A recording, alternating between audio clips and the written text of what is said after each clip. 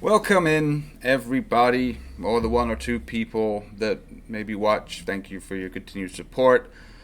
I have let you down if you've been expecting videos. I said we were going to do videos every day. I said there's going to be a lot more content. I said, but it didn't happen. So I'll just get that out of the way. I apologize. Microphone issues, new house wiring issues, a whole bunch of stuff went down.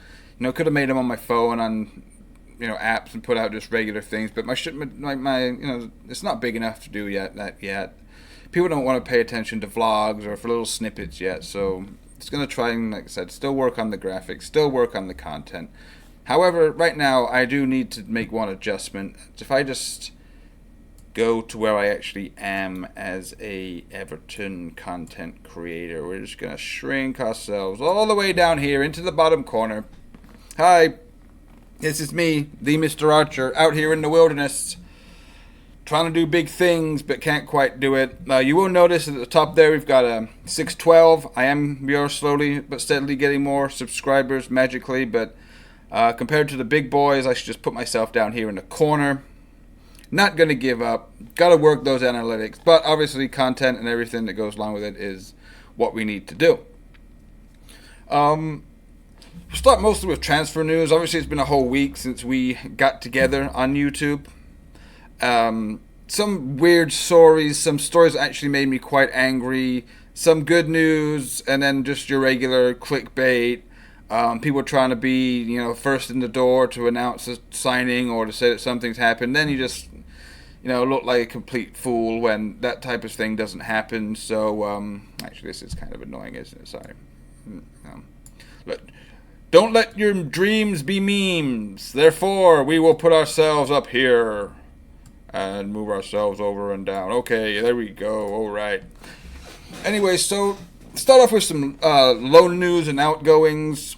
Firstly, Luke Garbett.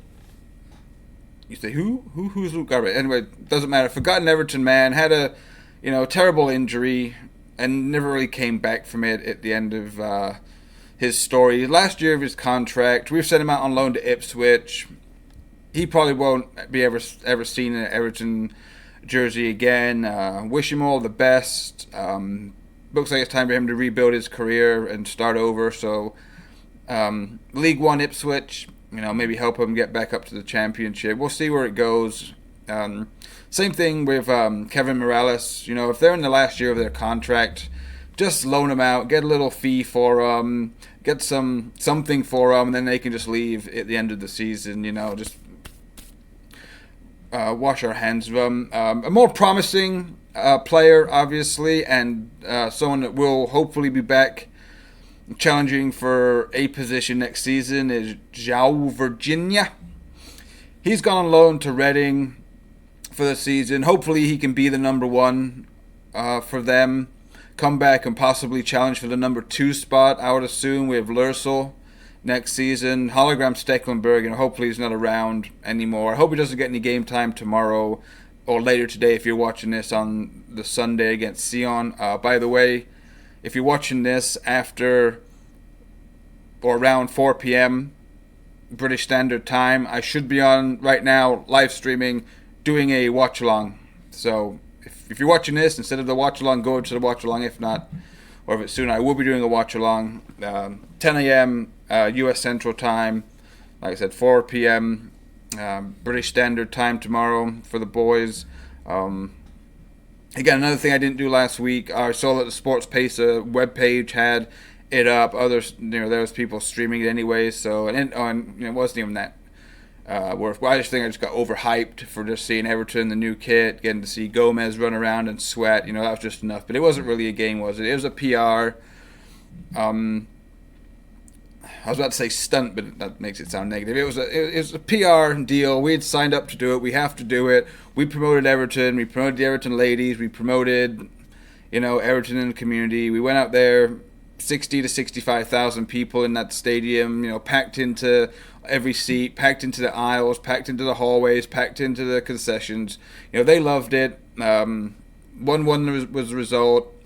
The Kariobangi Sharks won on penalties. They celebrated like it was the greatest thing in the world, which it probably was. So overall, good time.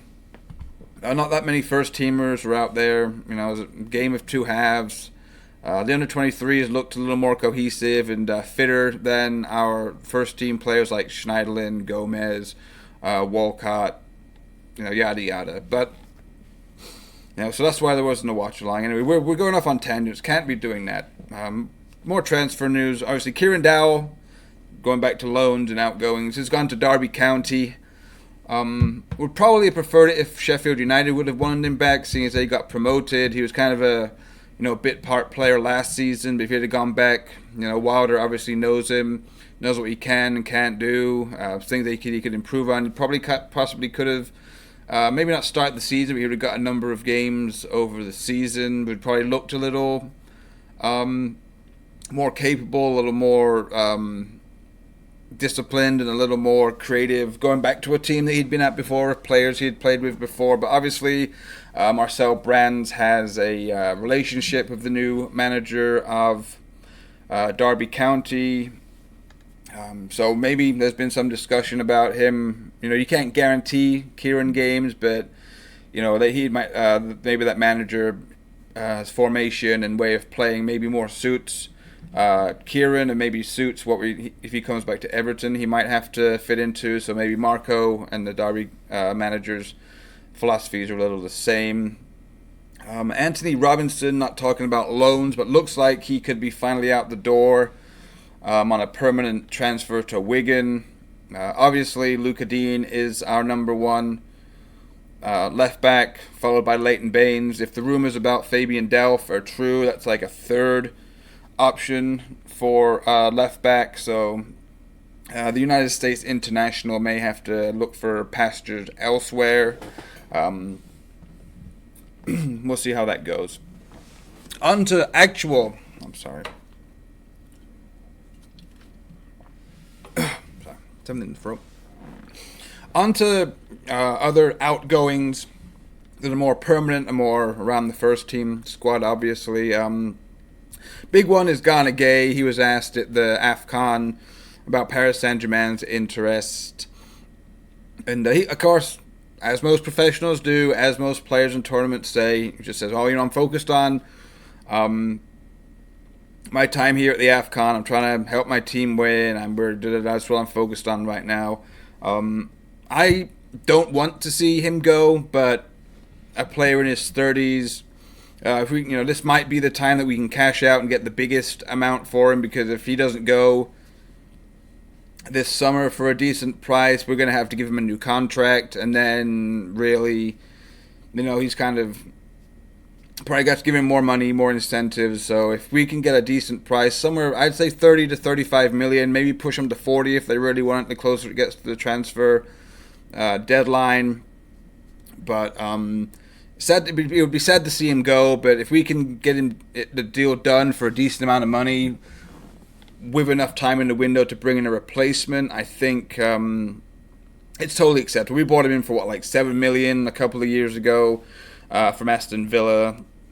Great player, obviously, puts up decent numbers. May have been one of our best players last season. He was voted as dual best player last season with Luca Dean. So we'll see what happens. Outgoings also, it looks like Ademola Lookman could possibly go into one of two places. RB Leipzig won him back. Southampton won him maybe possibly to go there because of how their managers worked with Mola in the past. I'm not going to say I was happy or excited or even pleased to see him get injured against the Kariobangi Sharks, but from the moment I saw him come out, and you know what I'm talking about when you see players, they come out the tunnel, some players are clapping and some of them are getting pumped up, some of them are doing this. that baby, little Mr. Chip on my shoulder, little Mr. I'm not happy, I'm not getting enough game time, the manager says I don't work hard enough. He comes out just, I gotta go to work. I gotta make lots of money today. Oh, I gotta. You know what? Get out, Mola. I'm tired of you. You know what? You weren't given opportunities for a reason. You didn't light anything up. You showed glimpses, but there's a whole bunch of players and flash in the pans that put in a whole bunch of couple of 5-minute cameos and look pretty decent. Take your diapers, take your Pampers, go to Germany. We're pretty much done with you. You don't have a future here. You may have, but you just don't put the work in Monday through Friday. There's no sympathy, pure business. Get out. If you're going to leave for the amount that we bought Gomez in at, net neutral at the end of the day, you can go, and that's the end of it. But I was actually, a little bit scared. Kind of when I saw that Tosin got injured. It wasn't, that's a crucial player for us. He's injured. That's terrible for the player. I automatically thought, oh, wow, how are we going to sell him? How are we going to move him on if we have to or if we want to when he might have to have knee surgery? Luckily, Tosin didn't have to have knee surgery. He's back. We saw him in the Alps the other day, training, getting his thing done. But the same with, Mola. When I saw him roll his ankle, I was like, oh, please don't tell me that's a busted tendon or, a ruptured Achilles or something horrible, because A, it's not good for the player, but B, it's not good for us if we're trying to get rid of him. So that's that. Other than that, not really too much news for outgoings. We went for the loans, the other outgoings. Our incomings are a little more less coming to fruition. We've got, obviously, let's talk about Fabian Delph real quick. Fabian Delph, if you've watched the Manchester City documentary that's on, Amazon Prime, and you've ever seen Fabian Delph play for England or you've seen him play for Manchester City, you see a player, you see what he does on the pitch. You see he's a utility player. He's another version of like a James Milner, for example. We don't like talking about the shithawk Reds on here, or anywhere, really. But he could play left back, he can play midfield, he can play right back. He's a utility player, he's a leader, he's a, commanding presence in the dressing room and on the pitch. Fabian Delph seems to be that too. And if that was our only signing of the year, let's just say that we got Lursol, Gomez, and Fabian Delph. Not the most inspiring going forward, but a lot of questions that I get that Evertonians have in general is where are the leaders? We had Phil Jagielka, we've had Coleman, who's the captain most of the time, but we don't really have anybody that I see most of the time that's organizing, that's talking to people, that actually wants to give people a kick up the ass in order to get my throat.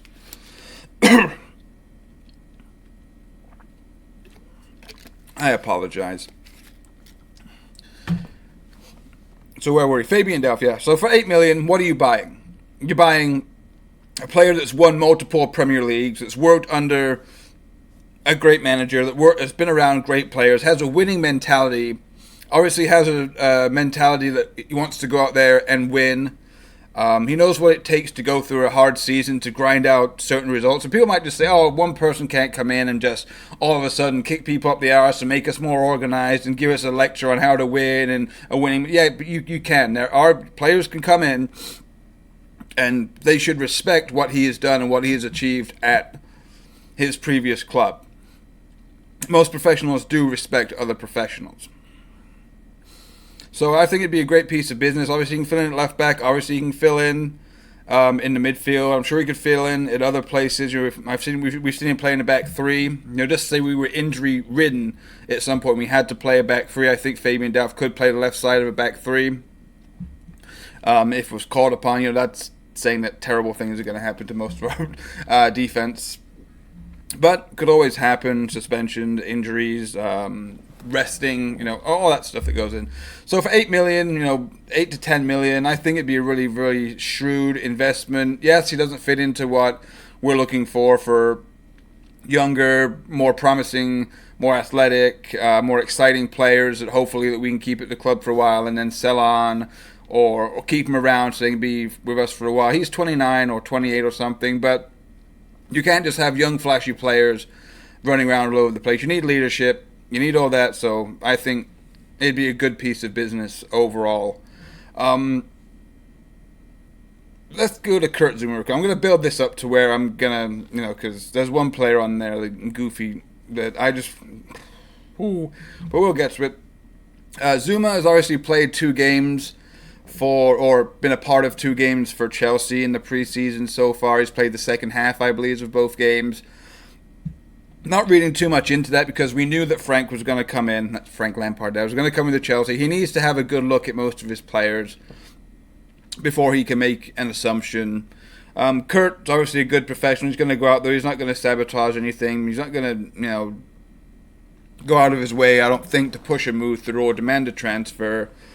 So, and that's what we're just going to have to wait on. How long do we wait for Kurt before other options start to disappear in the transfer market?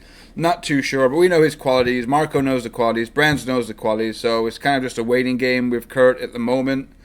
Not much on Moise Kean from Juventus. We saw last week at some point in time that we had bid 40 million or so, and no, I think it was 30 million, and then Juventus said, well, they wanted to put in like a 40 million buyback clause, or like we're going to do like a 2-year, which would be kind of like a 2-year loan, so we can't buy him back the end of the first year, but at the end of the second year we can buy him back for 40 million.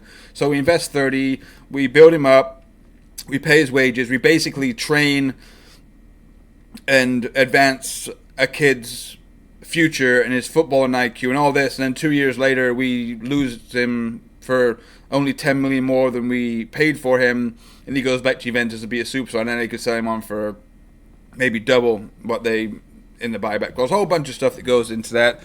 There's positives and negatives from an approach like that, obviously. I've seen a lot of people get heated and say it's kind of a scam. Why should we, as Everton, be paying players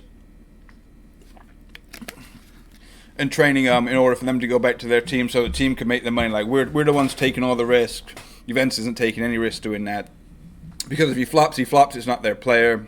But, I think that a lot of people, even though we do want to break into the top 6 and we want to break into the top 4 eventually, hopefully, it could be these types of deals. I'm not saying this is going to be the one that's going to happen, but these types of things we're going to have to look at if we want to, gradual steps. Yes, that's not very good. What if he comes in and scores 30 goals in a season, gets into Europe next season, does the same thing and builds us up, and then, we go on to the next thing. Just like in 2 years, if we sell Richarlison, for example, for 100 and 120 million pounds or euros, I can't. Sorry about that, everyone. I had a little bit of a sinus infection recently. I didn't think it was going to affect this video that I'm trying to do, but scratching in the throat, I can't keep taking drinks and all that. So we're back. Sorry about that. Yeah, so if Moise Kean came in, we just went over all that. Malcolm, on the other hand, obviously there was interest from Arsenal. Apparently, they've made contact with Malcolm's representatives and said, hey, just don't do anything with Everton, right? We're going to try and get rid of Zaha. We're going to try and do some deals around. We're going to try and get the money in order to do this. So please don't go to Everton or any other team. Just wait it out. We'll come in for you eventually. And, just put everything else on hold. Put your life on hold until we're ready to deal with you. Even though we can't even... our club captain has just decided that he's just not going to show up and he wants a free transfer away and he wants to cancel his contract. But no, we're in a good state. Please come to our club because we'll get a whole bunch of attacking players that come in and we'll have no defense like we did last year and we'll be a complete fucking shit show banter FC again. So you just wait. You just wait on that, Malcolm. Personally, I think he's going to come to Everton over Moise Kean, over Neres, over a lot of other players that we've been linked with. I think Malcolm is a really good fit. I think our relationship, so-called, with Barcelona is something that may be interesting. He can take a look at what happened to Andre Gomez last season. He's obviously a great player. But he came in to Barcelona, hyped up, and as most Barcelona players are, if they don't perform, if they flop, da-da-da-da-da, they have to move on. They basically have to rebuild their career. Andre Gomez has done it at our club. Luca Dean has done it at our club. Yerry Mina's come in, and his season was a little iffy because started late, got injured, and all that. But you can, if you're trying to get back on your feet, Malcolm, come to us. 3-4 year contract. We'll build you up. We'll get you back into Europe, maybe with the Europa League. You'll probably play every week, no doubting that. Theo's not going to start above you. Lookman's got out the door, hopefully. We need to put an end to that saga. That's going to be an opening for you. We'll welcome you with open arms. Come hang out with your former Barcelona buddies. So that's the one I'm most positive about. And now, there's one other player on there that we were linked with last week. First of all, we were told that Farhad Moshiri has laid down the law. He's put the bottom line down. He said, we need to make a statement signing. Marcel, Marco, I rule this. It's me up in here. So here's what's going to happen. You are going to sign. We are going to sign Diego Costa from Atletico Madrid. Oh, yes. A 30-year-old brute savage that scored 7 goals in the past 2 seasons at Atletico after he got basically kicked out of Chelsea or forced his way out of Chelsea. After winning the league, given. But, and I say this, I'm sorry if you're watching this as an Evertonian. I'm sorry if you really like the show and what I say and how I go about doing things. But if you think that Diego Costa is a player that we want, a player that we need, and a player that is going to help us get to the next level, let me just tell you one person. There was a person, you've probably heard it, but if you haven't, hold on to your ass. The gravy chugger himself, Sam Allardyce, came out and said, if we got Diego Costa in our team, we could break into the top 4. The top 4 with Diego Costa. That's all you need to know is if Sam Allardyce says something, disregard it and go with the opposite. That's not going to happen. 2 years ago, Diego Costa, we need a flat track boy who will bully defenders, who will start, a ruckus, who will get in people's faces, who will put defenses off, who will do all of that. But that's not the player that he is anymore. Maybe he could come back and do that. And maybe if it was just Diego Costa, and we didn't have to pay exorbitant wages and give him a really huge contract and all that. He wasn't looking for just one more payday. He's not the type of player that we need to bring. We need to develop Dominic Calvert-Lewin. We need to develop, if possible, another player that we bring in to be in the forward position. Right now we've got Dominic Calvert-Lewin, we've got Richarlison, and I guess Cenk Tosun's our third choice. I don't think we play to Diego Costa's strengths. I don't think he's going to work hard enough and be mobile enough to do what we want him to do. I don't think he's got the temperament or the attitude to fit in at Everton with what we're trying to do and what we're trying to build. Okay? End of. And then I don't think that would give a good sign either. If we got, like I said, before the Fabian Delph thing, I think his age might be an issue, but what he brings to the club is that we can't bring in 2 people that are close to 30 years old. They're probably going to be on their last contract. Or they're probably going to be on pretty high wages. When we could be bringing in other players for longer contracts, for less weekly wages, and that have more longevity at the club. One of those signings, either Costa or Fabian Delph, would be okay, but not 2 of that type of ilk. What do you think? Recently, we're at 6:12 now. Doing things. Sorry if this was a little bit rapid fire and a little bit of a tangent episode. Like I said, sinus infection, a lot of other things have been going different, and just thought I'd try and get a video out. Okay, thanks for watching, guys. Appreciate it.